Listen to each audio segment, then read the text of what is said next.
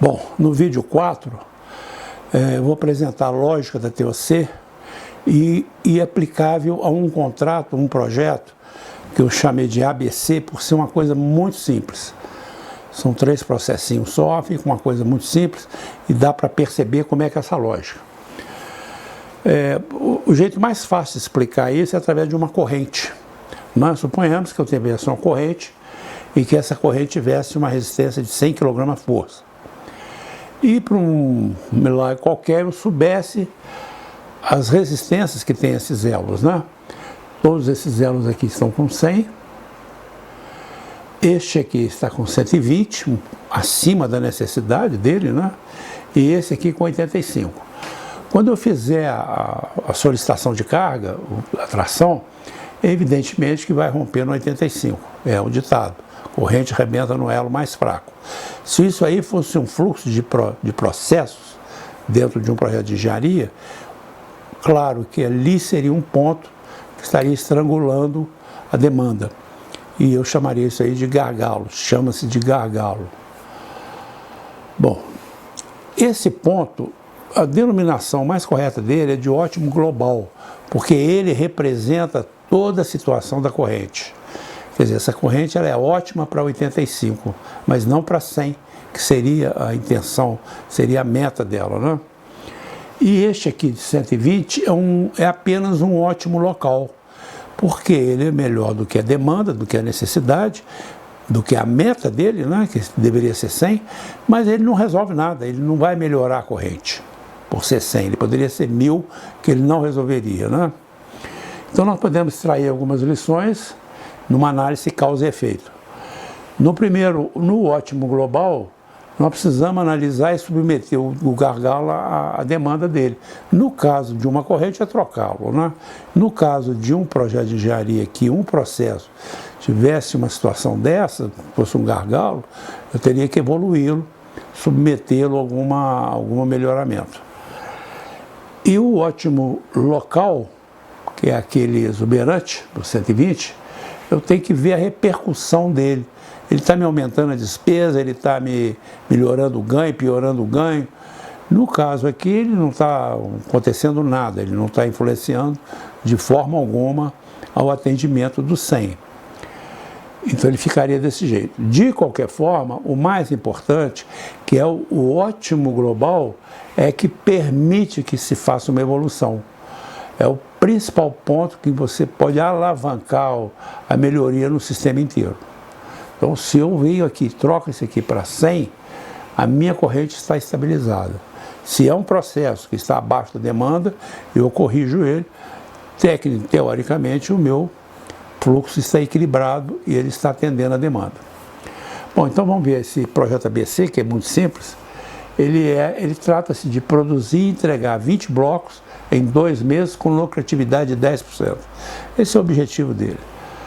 Então, o ciclo de produção planejada para o primeiro e o segundo mês são 3 processos, né, onde eu vou fazer compras, fazer uma produção e fazer uma entrega e oferir o ganho. Eu poderia representar isso aqui por ícones, né, ficaria dessa forma. Então, o contrato para execução do ABC é o escopo dele. São aquisições que eu tenho que fazer, são fabricações e são entregas de 20 blocos e recebimento, naturalmente. Prazo de 2 meses, logicamente é 10 blocos e 10 blocos, né, que se espera, né? Cada bloco, o preço de venda são R$2. Custo do inventário 1. Então eu vou gastar R$1 por bloco, que vão ser coisas que eu vou comprar que vão ser entregues para o cliente. Aquela definição de inventário, né? Então eu vou gastar 1 para receber 2. Sendo que a minha despesa operacional é 0,8. Então eu vou gastar 0,8 para transformar 1 em 2. Isso significa que amanhã a lucratividade é 10%. Porque eu vou gastar 1,80 sobre 2, vai dar 0,20, que é exatamente 10% do preço de venda. A minha multa, eu tenho uma multa por atraso por bloco de 0,20, que é 10% sobre o valor de venda do bloco.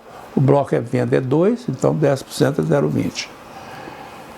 Bom, então, como é que vai funcionar isso? No meu planejamento por mês, eu vou ter que comprar 10, produzir 10, entregar 10. E como é que eu... o que tem aí dentro desses processos? Eu tenho recursos para fazer 10 blocos por mês em cada um desses processos. Claro que esses recursos são diferentes, cada processo exige um recurso diferente, né? E eu defino a produtividade por médias históricas. Por médias históricas que eu conheço. Então, aqui, para mim comprar 10, eu preciso de um recurso X. Para mim produzir 10, eu preciso de uma máquina, eu preciso de 2 máquinas, eu preciso de 10 homens ou 20 homens, ou trabalhar 10 dias ou 20 dias. E para vender, eu preciso talvez de um caminhão que carregue 10 blocos, né, para eu poder fazer as entregas. Média, ela tem desempadrão. Pode ser para mais ou menos. Quanto mais eu controlo a minha variabilidade, melhor é a minha média, né? A minha média é mais representativa. Mas, de qualquer forma, média leva variabilidade. Não tem jeito. Hora é menos, hora é mais. Não é? Se você está produzindo aqui, a sua máquina quebrou, você vai ter uma variabilidade negativa, porque vai atrapalhar a sua produção. Então, vamos ver lá o que aconteceu no primeiro mês. O primeiro mês já teve um problema.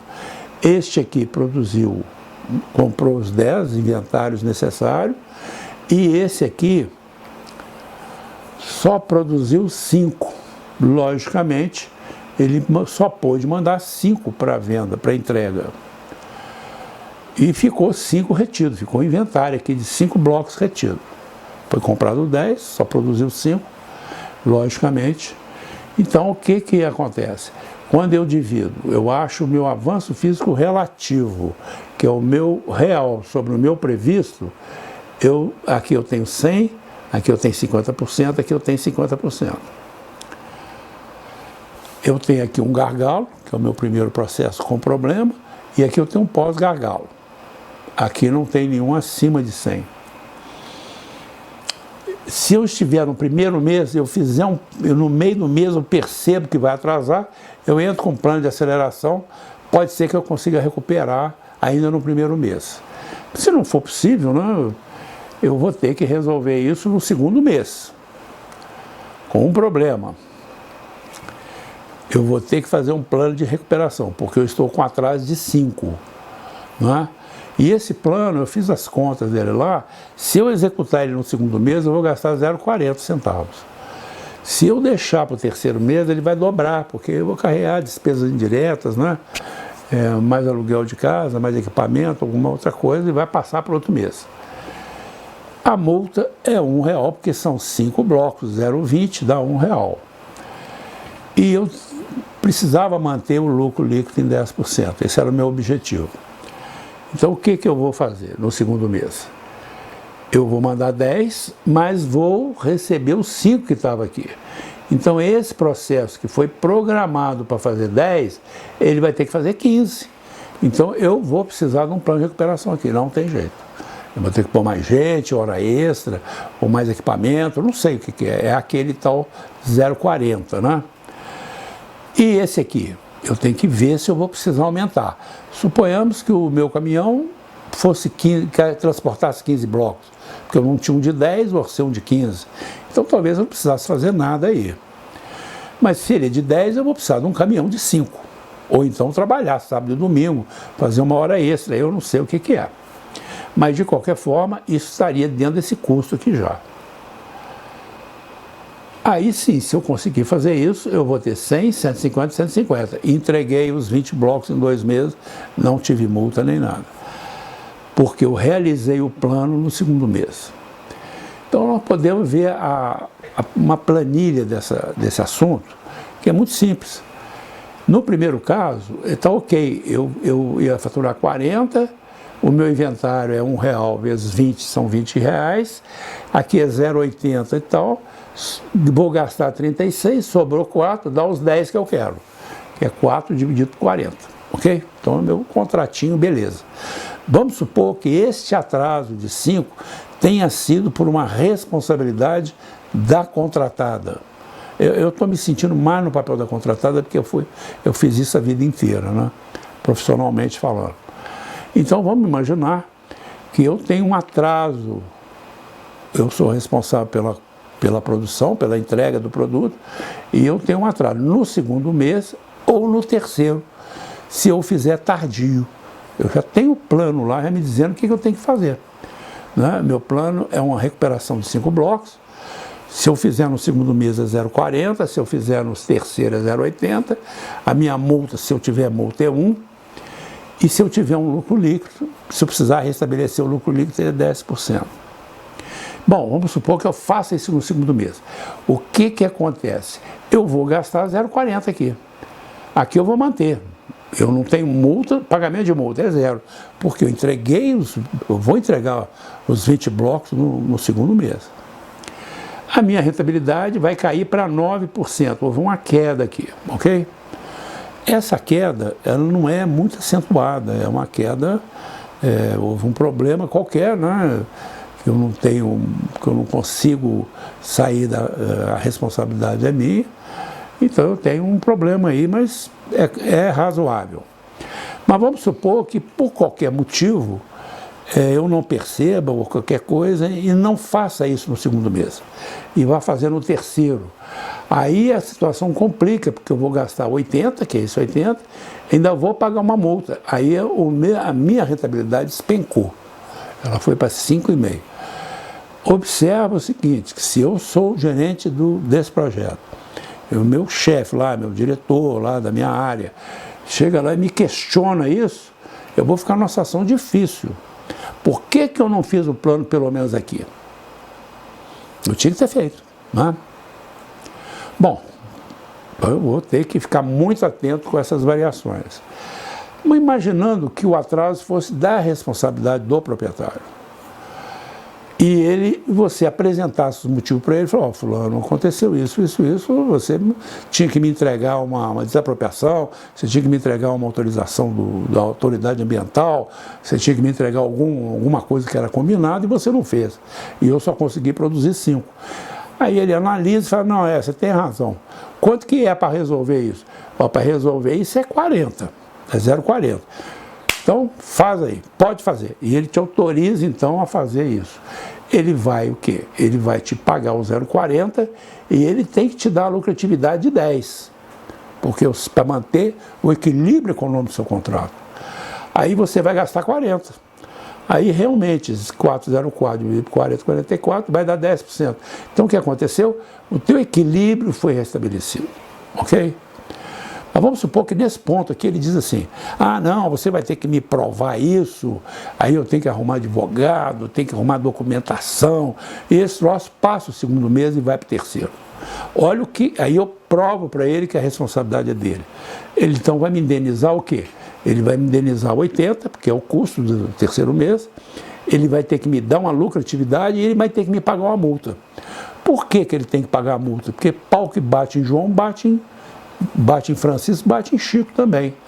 Se o contrato tem que ser equilibrado, não, o contrato ele não pode ser leonino, só uma parte é punida. A punição tem que ser vice-versa, né? E eu vou gastar os 80. Aí, neste caso, eu vou ter um lucro maior.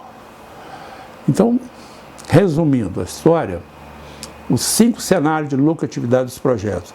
Você pode ter o projeto que você quiser, pode ser fazer uma usina nuclear, fazer o que você quiser. Isso é fatal, isso aqui não tem solução. Se você tem um contrato no prazo, você executa ele, provavelmente você vai ter a tua rentabilidade garantida. E a gente até provou que ela pode até elevar, não é isso? Ela pode até ser um pouco maior, por causa de problemas de variabilidade e outros itens. Se o atraso é da sua responsabilidade, é bom, o gerente do projeto tem que resolver isso logo. Às vezes é interessante o seguinte, porque lá no edital diz assim, os meses de chuva e dão uma tabela de índice pluviométrico. E exatamente no mês aqui, que ele disse lá no edital que ia chover uma quantidade de milímetros lá, ia ter pouca chuva, naquele ano que você fez isso aí, choveu muito mais, contrariando o que está a média do edital. Você tem direito a receber talvez uma força maior, talvez sem um lucro, mas receber uma força maior, que não é responsabilidade sua e nem dele também, né? Se ficou para tarde, baixa muito a rentabilidade. Então é bom não... Se o atraso for dele e ele autorizar o recebimento imediato, fazer o plano de recuperação imediato, ele praticamente vai te restituir teu equilíbrio econômico-financeiro. Se ele deixar para depois, ele vai pagar mais caro e ele vai, evidentemente, que ele vai custar mais para ele. Então, resumindo, se entre no primeiro mês ainda você consegue fazer um plano de aceleração, não é recuperação, é aceleração. Eu estou no primeiro mês, no dia 15. Eu já vi que vai atrasar. Falei, opa, peraí, vamos correr aqui, porque nós temos que entregar 10 blocos. Você vai ter um lucro melhor do que 9 e menor que 10. Isso é... Bom, mas vamos esquecer isso.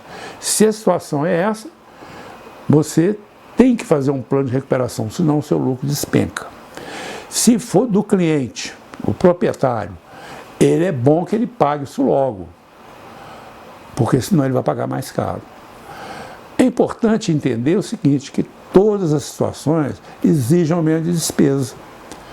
E aí vem um aspecto interessante desse caso, que eu já vivi isso, principalmente no início da minha carreira, de uma análise mensal lá de custo, o projeto lá está com um resultado muito ruim e o chefe da obra fica num estado de nervo muito grande, o gerente, né? Porque está dando um resultado ruim, mas ele não está sabendo de gargalo, não está sabendo de nada. Ele nem está pensando em plano, nem identificando o plano de recuperação. Ele começa a cortar custo. Tem que cortar aqui, corta ali, tem uns que cortam até o cafezinho. E não é isso, você tem que investir nos teus pontos fracos. Então é isso que eu gostaria de transmitir, né? E o próximo vídeo nós vamos falar, já agora nós falamos de um projeto mais simples, agora nós vamos entrar num projeto mais complexo. Então nós vamos entrar no conceito de complexidade em projetos de engenharia. Qualquer coisa, está meu telefone, está meu e-mail, se precisar de alguma coisa, estou à disposição.